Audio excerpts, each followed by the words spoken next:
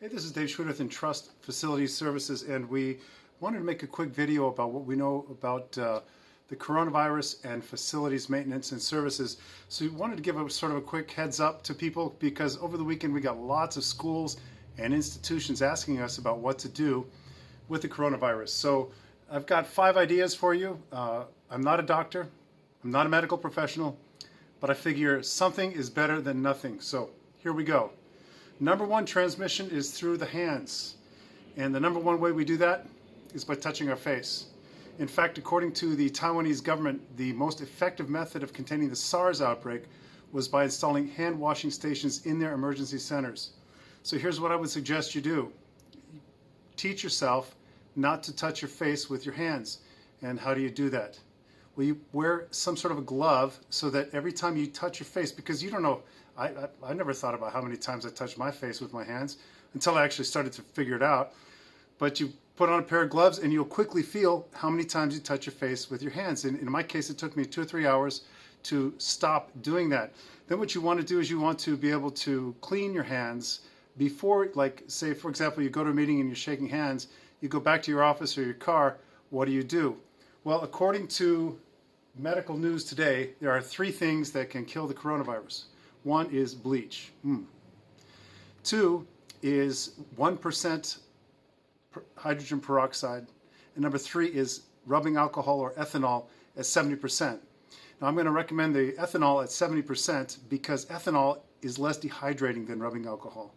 So here's what I would suggest is go to Walmart or some center and get a box of those handy wipes and buy a bottle of 70% or rubbing alcohol and pour it in and just saturate those wipes. Don't pour the whole bottle of it. It saturates the wipes and you can then use those to wipe down your hands, your cell phone, your car handle, your steering wheel, anything that you are worried about.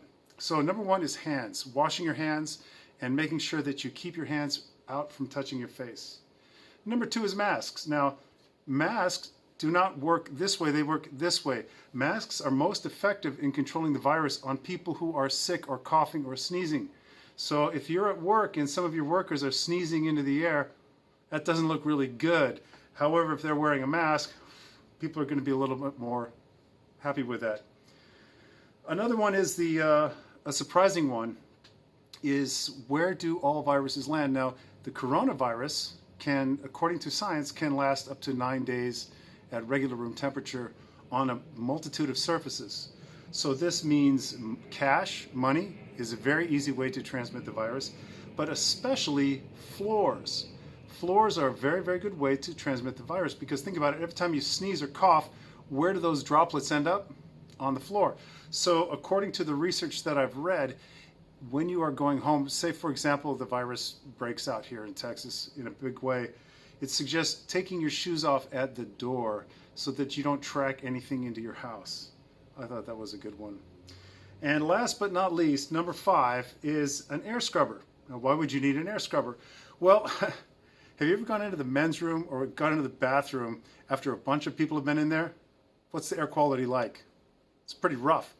So that is one vector of the transmission of the coronavirus, is that funk that you smell. So an air scrubber, a HEPA filtered air scrubber in a toilet would probably go a long way to reducing that sort of transmission. So in review, we've got our hands. You want to teach yourself not to touch your face with your hands, face or mouth or anything else. Number 2, masks are especially important when someone is coughing and sick. They're the one who should wear the mask because that prevents the droplets from getting out in the air. 3, floor and unsuspecting surfaces. Now, you can make up a small pump sprayer and spray down with a hydrogen peroxide, 1%. That's very light. Hydrogen peroxide on all your surfaces and your elevator buttons and that sort of thing, handrails. But the floor, the money, that's a tricky one. So the floor is number 3. Number 4, wipe down your general areas with a mild disinfectant. And 5, air scrubber, because it's a hard thing to hold your breath the whole time you're in the bathroom. So anyway, I'm going to leave my email address at the bottom of the page. I'm using my Gmail account right now because my Microsoft Outlook is down, and I do think this is important information to get out. So if you have any questions, shoot me an email, If you want any advice on how to implement this, also shoot me an email. And I appreciate your time. Hope you enjoyed the video. Take care.